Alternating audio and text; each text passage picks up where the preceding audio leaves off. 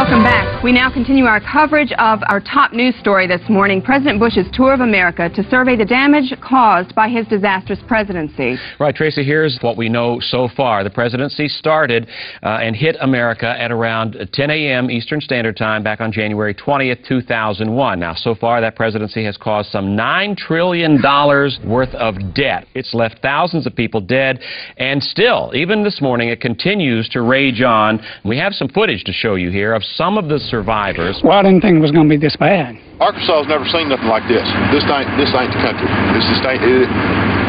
It's just mind-boggling. He needs to see how bad it is down here. You know, it's so sad. You can actually hear the fear in their voices. Yeah. The sheer destructive force of Bush caught people completely off guard in a lot of cases. Well, joining us now live is Brian Scott.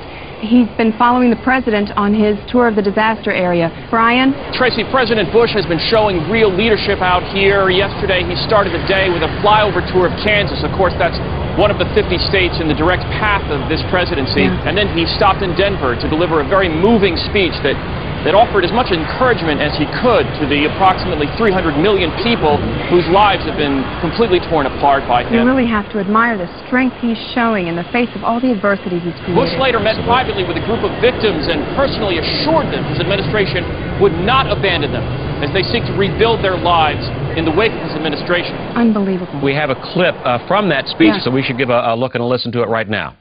I'll be seeing people whose lives were turned upside down. I'll do my very best to comfort them. I ask our nation, for those who are prayerful, to give a prayer for the victims. And the president said he has been praying every night that he doesn't do any more damage than he's already wrought on the country. Have there been any actual relief efforts started for the Bush victims? From what we understand, some U.S. citizens were able to evacuate safely to Canada and take refuge there before the worst of this presidency hit. Very good There's point. also been a huge outpouring of sympathy from overseas for those millions of Americans who were not able to get out of Bush's path in time. It's just so upsetting. Now you see here in this footage people hoarding food, boarding up their houses. Yeah. They've said, some of them, they're not going to come out until the entire presidency has passed. Now tell us, what has the president's emotional response been to all this?